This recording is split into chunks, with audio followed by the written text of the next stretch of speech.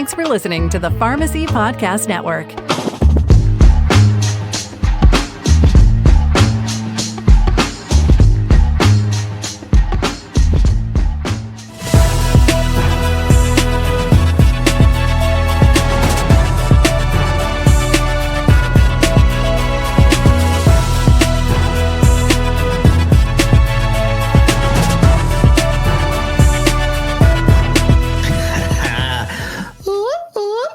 It's TWIRx. Let's TWIRx. It TWIRx. Whatever that means. Hey, it's This Week in Pharmacy, better known as TWIRx. We have got to get some t-shirts up in here. I'm wearing my Drug Life t-shirt today, by the way. I love this shirt. One of my favorite industry shirts. One of my favorite things to do is when we go to these national trade shows is team up with passionate, creative people that are out there doing things in marketing and setting themselves differently. And Keycentrics, shout out to them. They are a developer of specialty pharmacy management workflow systems and software, and just a great group of people. I've been actually knowing of them and working with them in some way or another for, 12, 15 years. But this is one of their shirts. I love it. Hey, welcome to This Week in Pharmacy. I am your host, Todd Uri, founder of the Pharmacy Podcast Network. And it's been an exciting week. I mean, I can't find a week that's been boring in the summertime with everything that's been going on in our industry and how many things are changing very quickly. And also how our network is becoming an international network of podcasters that are concerned with the profession of pharmacy, because a lot of what we're going through in the country is happening other places. And one of those places that it's happening is England. And the top of the news, this is top of the hour. This came out on August 2nd, and it says that GPs, the general practitioners, I think that's what that stands for, general providers, capping appointments is great opportunity for pharmacy first. So just like sectors of the country, we are having physician issues, provider issues, where our physicians cannot see patients enough, especially for small things. And colds, pink eye, flu, bug bites, just things that we know pharmacists are experts in. England is going through the same thing. This article is focusing on the remarks of Harry McQuillan. And he said that the GPs plan to cap the number of patients that they see each day to 25 as part of an industrial action. It's great opportunity for pharmacies in England to make the most of pharmacy first. And it sounds like Pharmacy First is a campaign, which I applaud. This is an amazing opportunity for pharmacists in England to really start embracing what they've been doing probably all along and hopefully getting paid for it. And that's what we're going through with, provider status. And there's a connection to London for us as a network too. And that is Anisha Patel has been part of our Pharmacy Podcast Network for a little under a year now, I believe. And she is just an amazing content developer. She runs the podcast called Pharmacist Diaries. She gets a unique perspective of people that are doing things, very interesting things within England, within pharmacy. And her husband is a videographer. They have a podcast initiative to help professional podcasters be better podcasters, which I'm actually a member of that network. So pay attention to what Anisha is doing. And the reason why I mention that is just this week in pharmacy, there is a Q&A, How to Lead a Diverse Career in Pharmacy. It's by Lauren Masso from Drug Topics.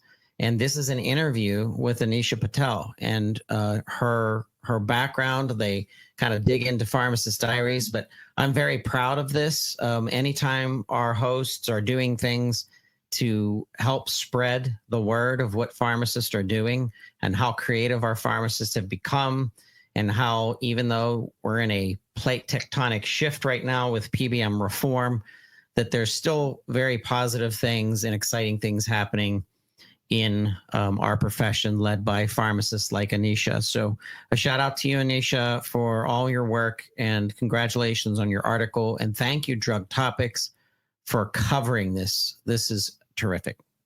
Hey, let's continue on with news out of Forbes. I don't know if you've heard this, but Cigna profits have hit $1.5 billion on pharmacy and health services growth. And I don't know if that's something to be celebrated with what we go through and what we know some of our communities are suffering with when we don't have enough pharmacies. We've closed about 7,000 plus in the last 24 months.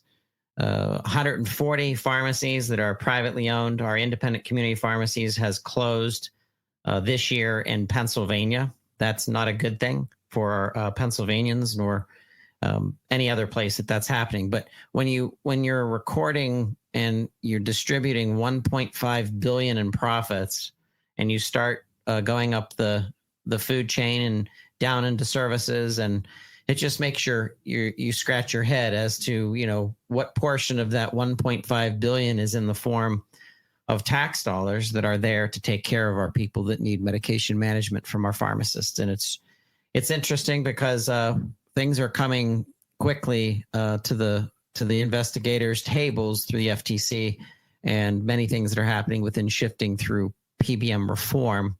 And that's very exciting how many things have come to be finally. And we're going to have special episodes coming out from our PBM reform podcast. So be on the lookout, where we will have a state representative, congresswoman, state representative that is digging into PBM reform in the state of Pennsylvania. Jessica Benham is one of our voices in the state of Pennsylvania, and she's looking out for Pennsylvanians. And Governor Shapiro has signed a bill that's pretty impactful. So stay tuned for that episode. Hey, news from Walmart. They're digging deeper into specialty pharmacy. You probably realize they closed they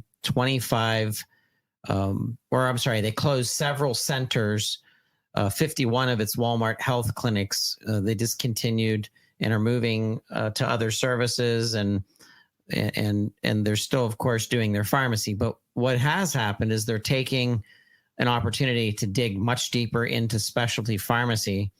And I'm excited that organization is part of our associations, our national associations. Walmart Specialty is a big part of the NASP meetings, and it's great to see them there.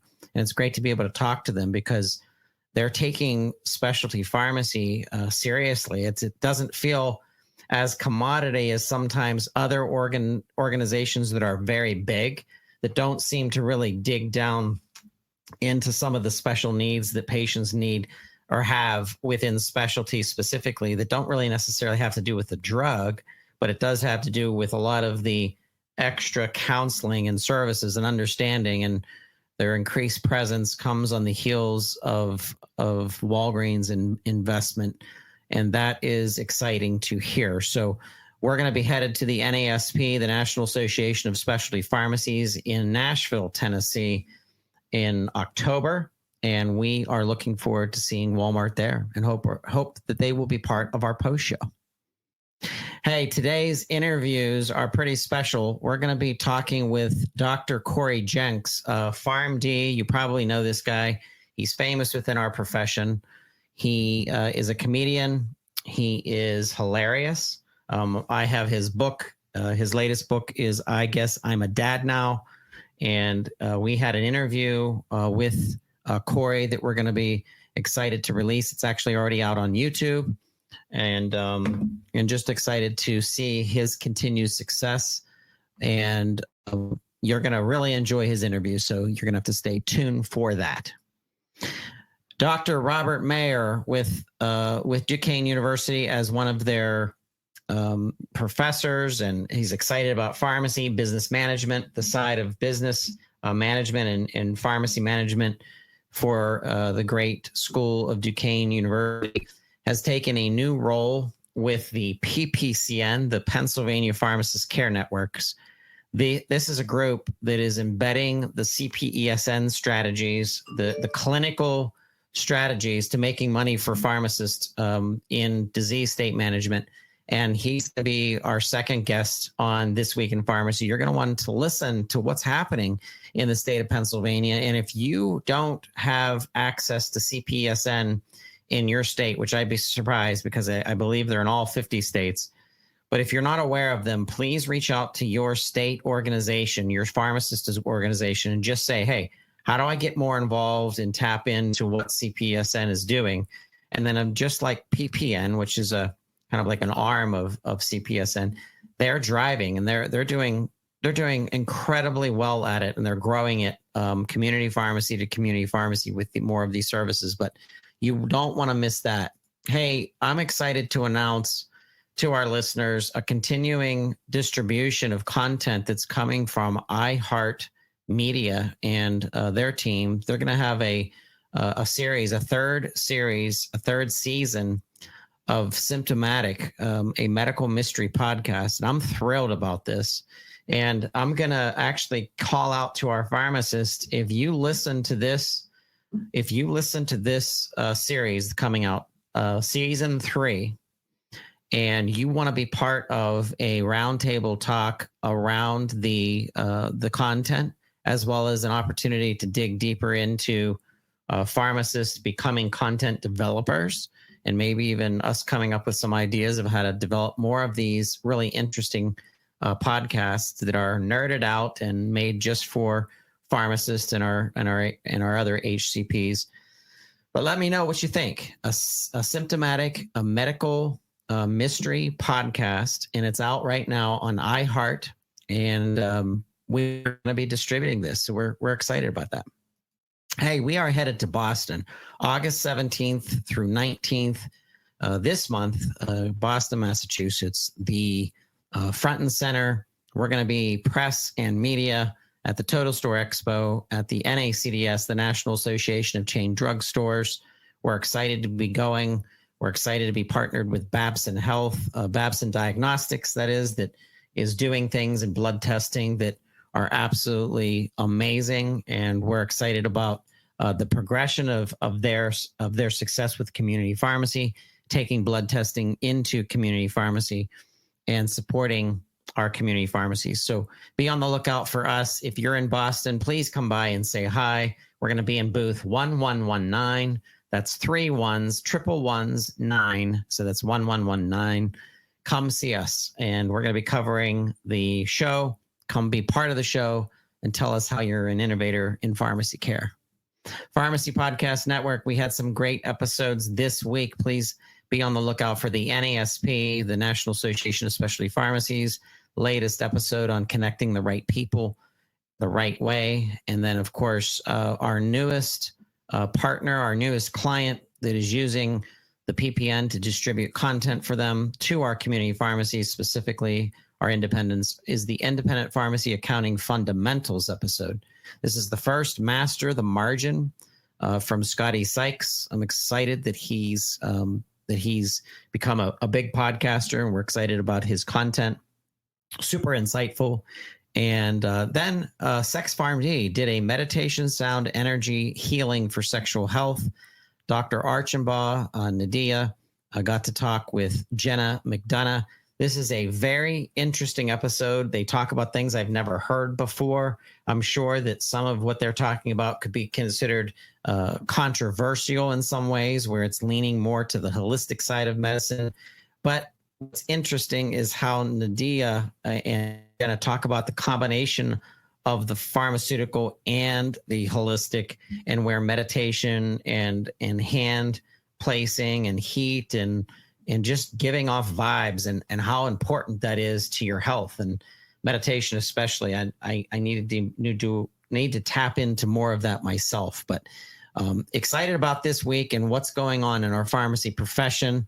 You need to stay tuned. Up next, we're going to be listening to two really interesting people in pharmacy, Cory Jenks and Rob Mayer, on This Week in Pharmacy.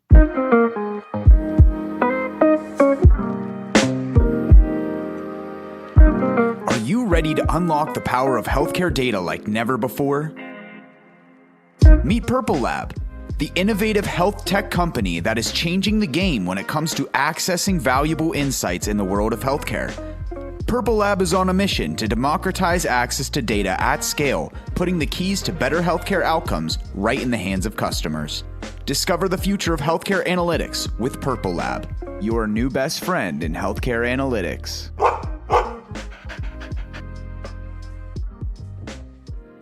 Okay, and on This Week in Pharmacy, I have a returning guest. I'm excited about this guy.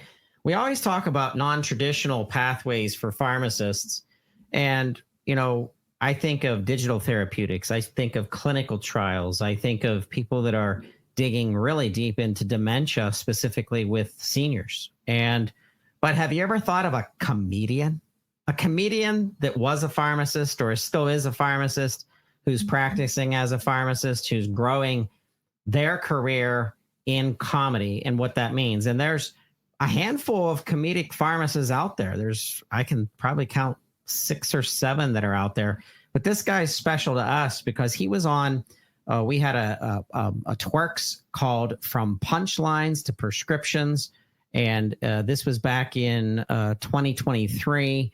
And it was great to have Dr. Cory on TWIRx, and we are inviting him back. Welcome back to the show, Cory. It's so good to see you again. I'm back, baby, and it's good to be back in 2024. That is the timestamp we are putting on this episode. In case you are listening to this in 2028, you will know what life is like in 2024. And I'll tell you, in July of 24 in Tucson, Arizona, it is hot like this show, like our topics. We have to talk about your book because I am a dad. So I've pre-registered for this book, but I'm excited about this. It's called I Guess I'm a Dad Now.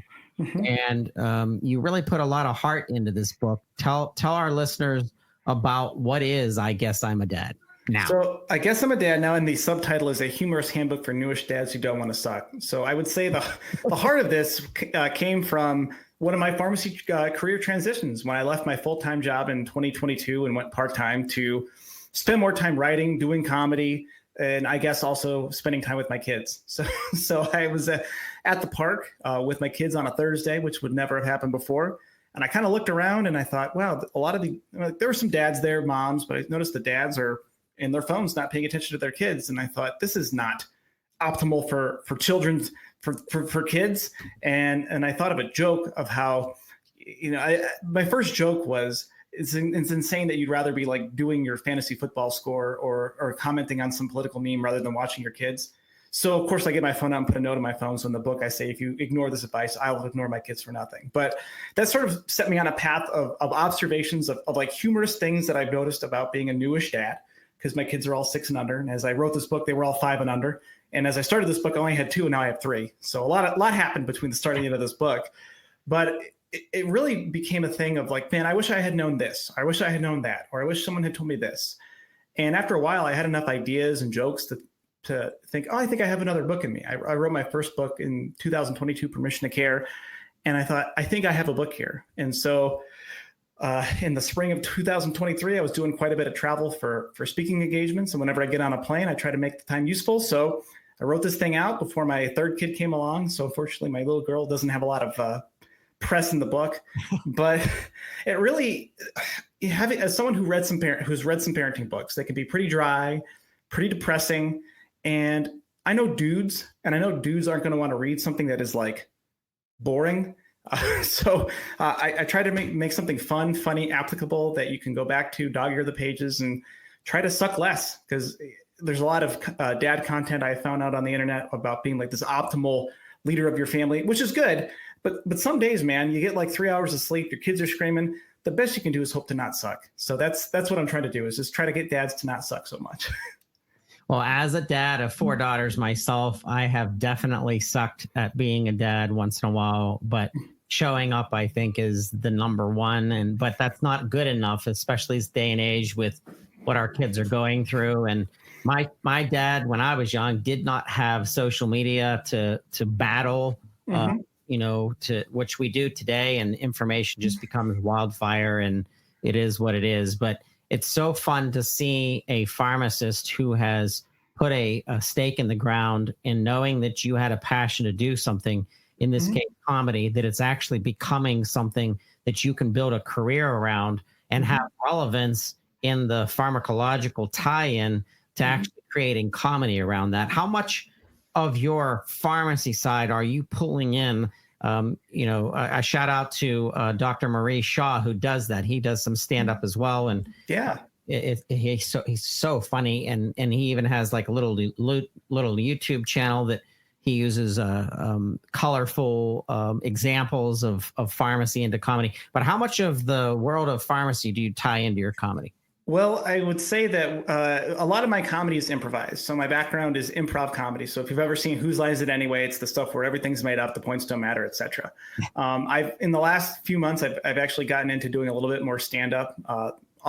Although the shows we have here in Tucson, I do a show that's called The Switch, and it's all improvised stand-up. You get on stage and people text in like literally just words, and you have to come up with jokes on the spot with those words, which I when people find out I'm a pharmacist, they start sending in pharmacy related things. Like last time I did it, someone put pills on the ground, pills I found on the ground. And I did like 2 minutes on pills on the ground. And so it's like when we need it, like I can pull that pharmacy stuff in. And I think the fun part of improv comedy or any comedy is when you can draw from a place of reality, draw from a place of truth. And quite honestly, this sounds very smug, but like be smart with your comedy, play to the top of your intelligence. And fortunately, my education I don't know how intelligent some people might think I am, but I have a PharmD, I have a couple board certifications. So objectively, I have some training that allows me to, if not directly talk about like an ACE inhibitor in an act, which very few people are going to get. I'm trained to look at details. And I think great comedy, you think of like a Seinfeld episode where you start with something and the very end of the episode, they bring that little detail back. And I think that's that pharmacy brain that allows me to see the weird little details that some people might miss. And then that comedy brain flips it on its side or its head or however you want to see it to highlight that absurd like comedic world that we live in. I think there's something to intelligence in comedy too, because some of my favorite comedians, even though I don't agree with them from maybe their content or their political views, I'm just showing up to laugh. Sure. Like Jon Stewart, for example. Oh yeah, brilliant. He is so intelligent that he can map out an entire tie-in to multiple things happening throughout the episode. And it makes it more funny because he remembers things that he might have said 30 minutes ago within the show and tying it into the end of the show, like you said. And there's a timing to everything. I've seen posts by a comedy act that is almost like a course on YouTube, and sure enough, those tie-ins and being able to remember that and tie in those real world experiences. And in this case, being a dad, oh my goodness, I don't know how many dads we have out of 7.5 billion people that are out there. I would think at least half have the potential of being a dad per se, and it's mind blowing to think of the stress that's put on us right now as men, as general leaders, as people that have to bring in a paycheck every month to support a family of some sort. Even if you're just a dog dad, you're still a dad. And there's lots of comedy that could be brought into that. So open up a little bit about this book and share with some of our listeners right now some of the things that they can look forward to reading. Well, you're going to hear a lot of my mess ups. That was the feedback. My brother-in-law is a musician and has a studio, so he helped me with the audiobook. And so there's a Kindle, we got the paperback here, and it's out. My website needs updating. This came out on Mother's Day actually, so it's available for purchase right now. But the audiobook, he's like, this is a good book, Cory, but you sure make fun of yourself a lot. I said, well, if I was reading a dad book by someone who said they have all the answers, I know they're lying.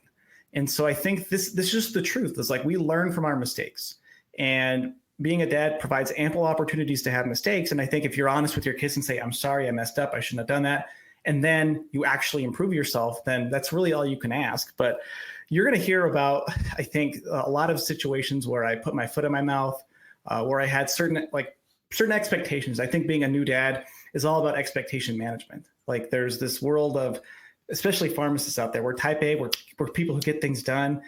Before kids, I'd have this to-do list. I'd just check it off. I'd have these goals. I'd reach them. And then you have a kid and you're like, wow, I get like one thing to do a day and that's it. So and that's really hard to stomach. And I think if you go into this with the understanding that is your new reality, it makes life a lot less stressful because this is what is instead of fighting what is. It's great though. The book is called I Guess I'm a Dad Now. Look it up. I Guess I'm a Dad Now. Or go to CoryJenks.com. That's CoryJenks.com. If you're listening, if you're driving in your car, you're jogging, you can't write that down, don't worry. You'll find it on social media. We'll be sharing this on social media throughout. Speaking of social media, what's your favorite social media platform right now, Cory? My favorite one is called the Freedom app, and it blocks all social media. It's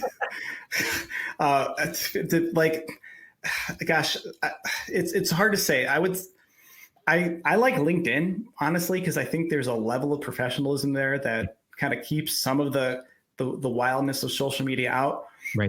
Instagram is one that I tried a lot as in the promotion of this book, and I think I'll go back to it. My goal is to start making some comedy videos.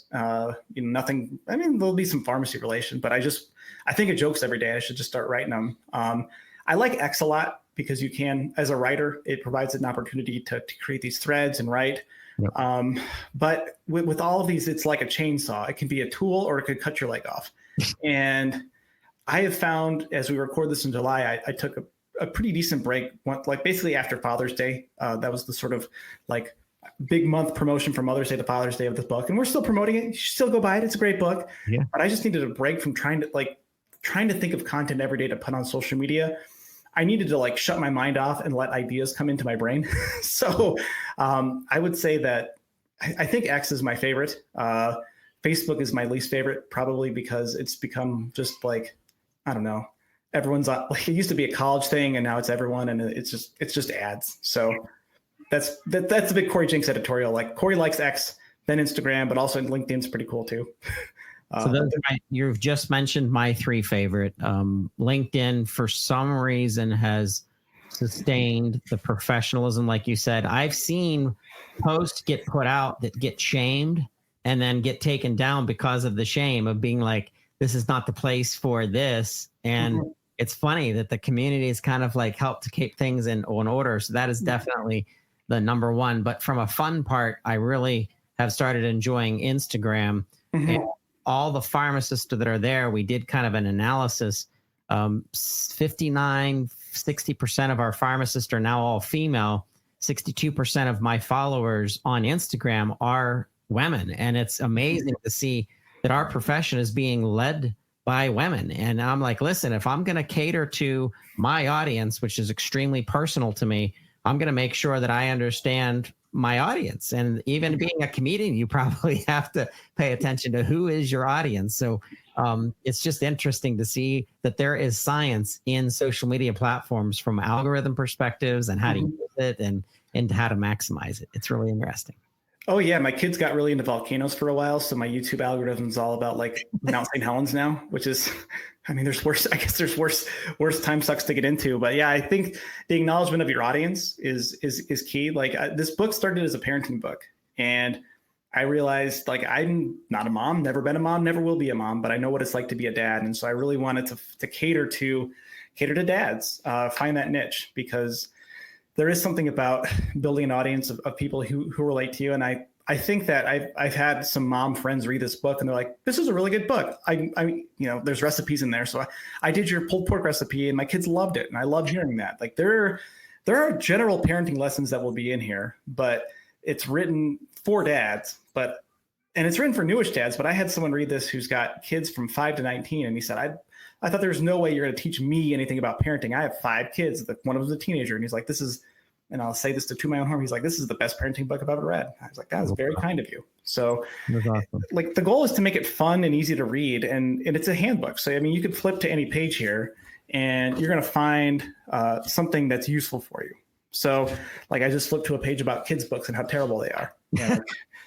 Basically took Curious George to task. So if you love Curious George, you're going to hate my book. But if you're tired of bubblegum that are making our kids weak and poorly behaved, and don't get me started on Pete the Cat, then you're going to love this book. And if you are a lawyer for Curious George, please don't sue me. I don't think enough people have read this to want to sue me. So No, I think there's like underneath it all, like the beginning of this book, I start with some pretty dire statistics about the truth of when you have dads that are not present or they're bad, like society essentially crumbles.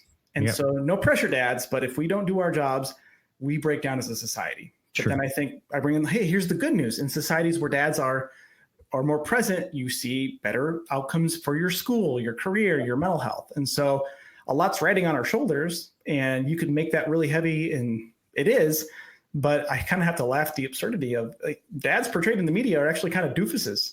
Like, like there's Homer Simpson, Peter Griffin. Every commercial for like Chili's or Applebee's is like, mom's working and dad has to make dinner. How do I do it? I better order from the app. Like, it's not. And then you look at mannequins of dads in stores, and we have dad bod mannequins now. Like, the bar has never been lower to be a decent dad, which is good, and it's also sad. But let's raise that bar a little bit, and make society better. And as you read about how to do it, laugh a little bit at yourself and how crazy it can be to try to do that. Absolutely, we love it. The name of the book is I Guess I'm a Dad Now by Cory Jenks. Check it out at coryjenks.com. Promise me, Cory, you're coming back to This Week in Pharmacy sooner than 2025. You want me back sooner? You bring me back. Let's do a poll of the audience and say, what do you want Cory to yap about? And I will come and yap about it, because I'm a dad, I'm a comedian, I'm a practicing ambulatory care pharmacist that works with diabetes and obesity. So I got thoughts on GLP-1s. I got thoughts on PBMs. I got lots of thoughts, and we only have so much time on each week in This Week in Pharmacy. So I'd be happy to enrage and enlighten and probably enrage your audience with my thoughts on these. Well, we love it. We're big fans, so we want to support you. Be looking out for links to getting in touch with Cory on his LinkedIn, as well as coryjenks.com. Cory, thanks so much for being on This Week in Pharmacy. It's always fun. Till next time. Hey, I just want to say thank you for listening to the Pharmacy Podcast Network. We are dedicated to bringing a myriad and diverse amount of content to you 6 days a week, sometimes 7 days a week. And it is all driven by pharmacists, educating pharmacists, pharmacy technicians sharing, pharmacy professionals helping to build the better and future pharmacy care model. Tune in, go subscribe on all platforms, Apple, Google, Spotify, wherever you get your podcasts, Pharmacy Podcast Network. Thank you for all that you do.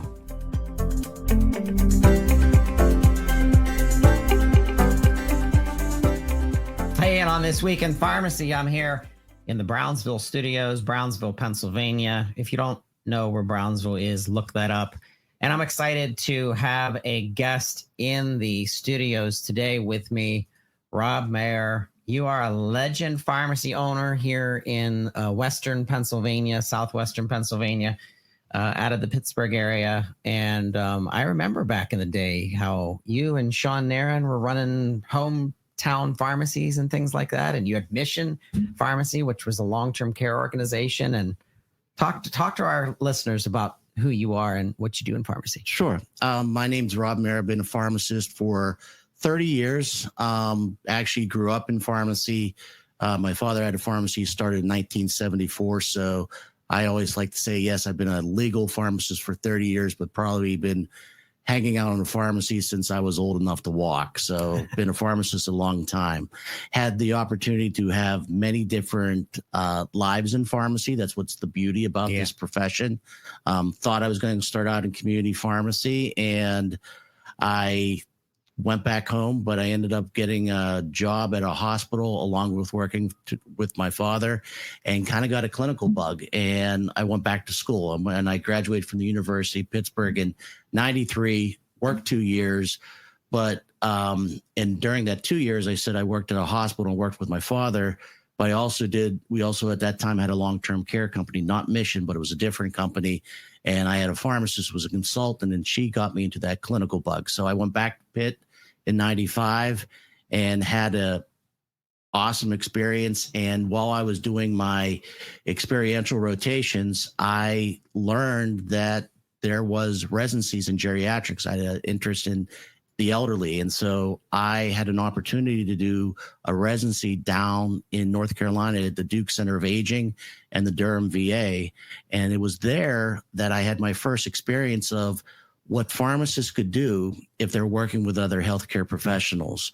And during that time, we worked in a physician practice where the first person the patient saw was the pharmacist. And we were doing med reviews, med recs before even the term MTM came out. And so when I came back to Pittsburgh and got into teaching at Duquesne University, I was first put into a hospital setting for my clinical site. But I kept seeing that, all the problems that are happening to these patients are bringing them into the hospital are occurring in the community sector. And that's kind of where I went back to community pharmacy. And in that time, Sean Nairn, my father, David Sipple from Klingensmiths, and a group of others started a company that was putting pharmacies in grocery stores in shop and saves, and they were called hometown pharmacies. And I started putting students there. We actually got a residency, and our goal was, what else could we do to help patient care in those areas? And that's kind of where it got started. Also, during that time, we had a long-term care pharmacy where I ended up running that for 6 years. And like I said, we were all partners, various different shares in that company. And then eventually we kind of, nothing negative, we kind of just went our own ways. And, Sean went on to start ACOR, and I went on to working with my father more and also working with Klingensmiths. And that's kind of how I got involved when PPCN was first starting. And what I love about what the Pennsylvania Pharmacist Care Network is how can we get community pharmacists paid differently to be able to do good patient care? And over the years, I've worked with them as I was the director of pharmacy services at Klingensmiths. And now I have the opportunity and honor to take over for Brandon Antonopoulos, who started his own Cost Plus Pharmacy back this past spring. And so now I'm the president and chief operating officer, and excited to be here because I truly believe community pharmacy is where it starts. We're on the front line. I think, that we can partner with our colleagues in the ambulatory care setting, the hospital setting, to help deliver good patient care. So that's my story in a very short capsule. And what I also do is I also teach part-time at Duquesne University. I teach pharmacy management. And if you had told me I was going to teach pharmacy management 30 years ago, I would have laughed, because my first realm was clinical. I used to teach asthma, COPD, and also geriatrics, but now I'm the pharmacy management teacher. That's great. It's exciting to see the transition and also the reinvention, because that's what the entire profession is going through right now. And if you didn't have an opportunity to see different things grow, transpire, and then either be sold off or go to the next phase of your career, our younger pharmacists, for our pharmacy students listening in, you may think, oh, there's a lot of unstableness in the industry right now. And we're seeing a collapse. 7,000 community pharmacies closed over the last 2 years. So they're probably scratching their heads saying, do I want to be here? Do I want to be in this profession?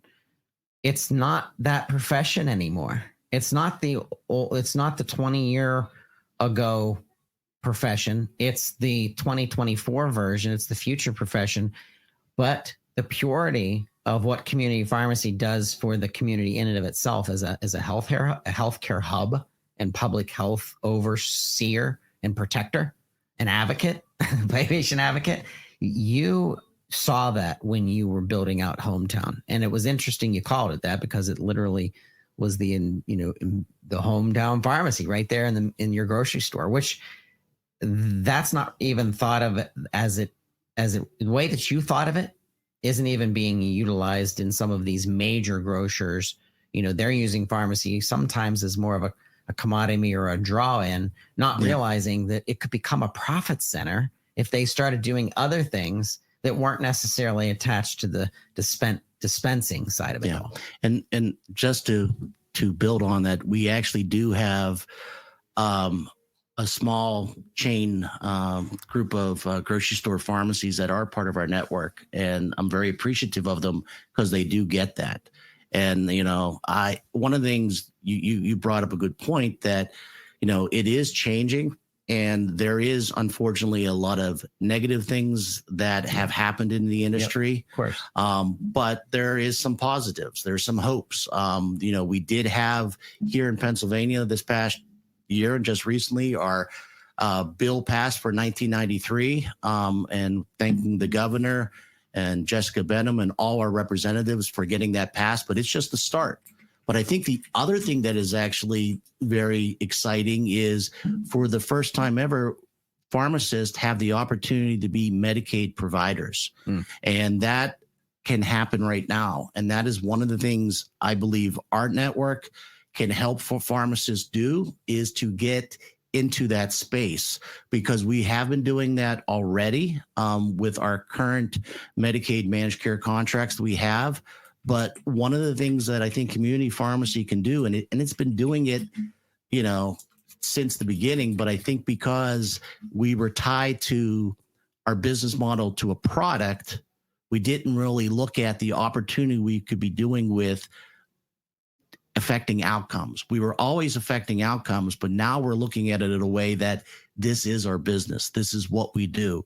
We see patients 35 times more than in any other sector community pharmacy does. And we see those patients every day, and they have trust in us, and we have those relationships with them. So this opportunity, although there is, as you said, some negativity in the industry, those who want to take advantage of this opportunity, I think can have a good, successful business if they start embracing this model, which I like to say is we are putting services around that dispensing model. Yep. We are still the access, we are still the safety measure to take care of patients when they get their medications, but we're also there to make sure that they know why they need to take that medication, that they're adherent, to identify if they're having any problems with that medication, and relaying that back to the physicians. Because, I'm not going to get political here, but, when we look at healthcare, medicine costs always bring to the forefront, but the biggest cost is hospitalizations, ER visits, and overutilization of unnecessary visits. And a lot of that stems if somebody's not taking their medications appropriately. And that is what our network really helps focus on. And that's why we partner with payers, so we can, give them pharmacies that are in those communities that are on their health plans to make them healthier, to prevent those from occurring. I love that. Rob, I want to back up for just a second. I do want to say this to our listeners. Pharmacy is extremely political. And I'm going to give you an example. The patient's advocate of medication safety, medication management, and best utilization of those specific medications, as well as the pharmacological and all the nerdiness that you pharmacists understand. You are the advocate, you are the politician for that patient. You are literally, we hire our politicians, and sometimes they do a horrible job and sometimes they do an okay job. Governor Shapiro, by the way, clap to you. Thank you so much for signing that bill and for listening to your House, listening to your Senate, listening to the people, and moving forward based on the insiders, because he got to listen to insiders of the industry. So the reason why I want to make a point about politics, because we're in a political firestorm right now from a national level, but you are, and that is you pharmacist and even you technician, you're listening right now. You are the politician for the patient's health. You have an opportunity to speak up for that patient and take a stand and say, the way that my tax dollars being used to help these people live better lives and healthy lives is not being used. And that should anger you. That should make you mad that you're like, wait a second, the money that's out there in tax, the money that's out there in just private funding, regardless, that money is supposed to go towards the health of people. People's lives are at stake, and it's being sucked up in the form of profit. And that's what everybody that thinks of getting awards of this and over here from a media perspective, and listen, the entities, the organizations, the PBMs that are doing what they're doing, they have some wonderful, wonderful people that are passionate about what they do inside those companies. The pharmacists, for example, the techs, the people. But that's not the issue. It's the it's the boards of directors who are making major decisions about how to move forward, and where the funding was supposed to go towards patient care, it went straight to their pockets in the form of and that's why there needs to be regulation in that area. And as I talk about change and being paid differently, we still have to fight that we are being paid fairly, or we still can't keep our doors open. And you're right. The middle person, there are, a lot of times the word PBM sounds bad, and that's because we have 3 bad actors right now that aren't there. There's no rules for them, so they can use that to their advantage. There are some good transparent PBMs out there that are doing excellent jobs. And just like every industry, if you don't have rules and regulations, and granted, I know there's times where we can overregulate, but if you don't have rules and regulations, the system's going to happen. And you're right that, I liked your term that we are, political advocates for our patients. And I believe we are. We didn't, I always hear stories about people about what they did during COVID and when they were at home, and they asked me, what did you do? And I said, I never was home. Mm-hmm. We were always in the pharmacy. We were there. We didn't close our doors. We made sure patients got their medicine. And that is, you made a good point. And that's what I think like our network can do for people, is it helps bring in other ways to bring in fair revenue to be able to stay open. I also think that we are partnering with the real healthcare professionals, and that is the physicians, the hospitals, the health systems, so that we are improving the overall health of our patients. So, yeah, and I want to give a shout out to our payers, these wonderful organizations that are trying to work better with pharmacies. And just like you said, Rob, there's in every industry that has humans involved, has bad actors and good actors, and they have bad actors that see their errors of their ways and they become good actors. That's just human. I'm an jerko, or we can say, wait a second, the swear word we can say is jagoff, because it's a Pittsburgh term. You got it. And you can be a jagoff. You person listening right now, you are probably a jagoff once in a while, and then you turn around and you correct it. And we're all humans. So I'm not saying doomsday PBM, horrible organizations, but I am saying the way that things are right now, we can't sustain it. Our population, they say, over the next 5 years is going to hit 345 million. We have 300,000 active pharmacists. Do the math. And then we have 7,000 less pharmacies in the entire country. Do the math. I mean, it's not a this is a public health issue, and the politics should be, is this helping patient care? It's a yes or no question. Yeah. And then you remind me of a story that from when I was going in my residency, and give me about a minute, and there's a point to this, is when I was going to interview at Duke, I didn't get an agenda. I didn't know who I was meeting first. And when I got there on the agenda, the first person I was meeting was not a pharmacist. It was Dr. Harvey Cohen, who was the head of the geriatric department, both for the Duke Center of Aging and for the Geriatric Research Education Center at the Durham VA. And I was like, I'm 20 some years old, real nervous. And he looks at me and he says, Rob, do you like sports? I said, yeah, I love sports. He goes, do you love basketball? He goes, do you like basketball? I said, I love basketball. I played basketball. I'm a diehard basketball person. He goes, what's the most important, word in basketball? And I said, team. And he said, exactly. He goes, I'm the physician. I got lots of knowledge, but I'm only as good as the team around me. And that includes the nurse, the pharmacist, the physical therapist, everybody that is working around that patient. And I think we become a better health system when we get back to that. Yep. That the community pharmacy is just as important as the physician's office, as the hospital, and we communicate. In a perfect world, and this is my last point of that, wouldn't it be great that that hospital, the pharmacy needs, the clinical pharmacist contacted the ambulatory care pharmacist who works in the doctor's practice, and then that ambulatory care pharmacist knew that community pharmacy in that patient's neighborhood that is going to help deliver what needs to be done. Yep. And that communication goes back and forth.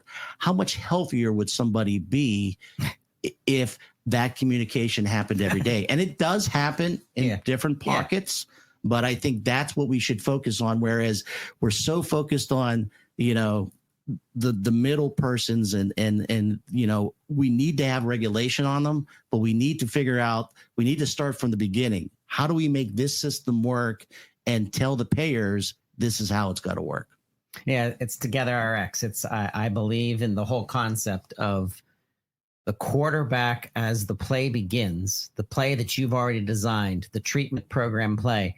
When you snap the play ball and that ball goes to the quarterback, our physicians, and they get to determine the running of that play. And then they pass that treatment to the pharmacist, or they expect the nurse to block for them and get, you know, some of the issues that they're going to experience of getting tackled by, you know, so many issues, even clinical issues, germs, for God's sakes, pre-authorizations, insurance claims. I mean, it's the play, the ball, the patient. We're taking that ball, that patient that is the ball, to the goal line in order to get them the care that they deserve. And so I love that team approach. It's the whole concept of what is TWIRx. That's exactly what it is. It's collaboration. It's the way that medicine is supposed to work. And you can drive it by pharmacy as the hub, because pharmacists are being accessed 9 times more, for goodness sakes, than their physician every year for the population. So use that to your advantage. It's not a turf war. It's hey, the patient needs this. Let's get it done. And as we push for more legislation down the road, or more change in regulations to help the pharmacist do what they need to do in the community, such as being able to do testing, you know, such as, you know, we have the ability right now to do strep and flu and COVID, but the ability to do simple testing like hemoglobin A1Cs, that if we can get those, you know, ability to do that, we're not stepping on the turf of the physicians. Yep. We're helping enhance something, because there's a patient out there that may not ever go to their doctor, and you discover they have this high hemoglobin A1C, or you discover they have this high blood pressure. That referral back to the doctor, or convincing that person they need to go to the doctor. I can't tell you how many times I have family members or friends where they say, hey, I have a question and a problem. And they don't always like when I give them the answer, you really got to go to the doctor. And well, isn't there something I can just buy? Quick fix. Yeah. Isn't there something I just buy? No, you really need to go to the doctor, and you really need to go get this additional test. Exactly. But let's test your blood pressure first and see where you're at. So that's where I think sometimes our organizations get very narrow-minded, and we get these turf wars thinking that, oh, pharmacy can't do this. Oh, nursing can't do this. Yeah. I respect every physician. I have good friends that I grew up with. I have a friend back home who has his own family practice, and I can't tell you the relationship we had. And, you know, if I had a question or there was a problem with this patient, I text him. All right. Exactly. And I said, hey, are you in the office, or are you on call? This is very important. And he would call me, or his physician assistant would call me. That's the relationships we're talking about. Yep. Well, Rob, this has been an awesome time to be able to share with you. I want to give a shout out to our listeners. If you're not watching us on YouTube, I want you to take a look at PAPharmacistNetwork.com. That's PA, stands for Pennsylvania. PAPharmacistNetwork.com. Rob, promise me that you're going to be back in the studio. You're going to bring us more interviews and more content about what's happening in the trenches in pharmacy care, and just be part of this again. Yes, I'll be happy to. So thank you for having me here today. And thank you for listening to This Week in Pharmacy. And we hope you guys have a great week. And if there's anything that the Pharmacy Podcast Network can do with you, for you, collaboration, let us know. Peace out. Together, RX. IPC Digital Health is an integrated virtual healthcare company that delivers member value added services through a profitable, online, easy to use, and end-to-end virtual healthcare solution. Digital health patients receive access to affordable care provided by board certified and licensed providers through a video conferencing software. Patients are offered many benefits, such as a use of a diverse set of healthcare tools to treat acute illnesses, monitor chronic conditions, purchase and receive home health kits, and remote lab diagnostic services. To learn more about IPC's digital health tools, visit myicareplus.com. That's myicareplus.com.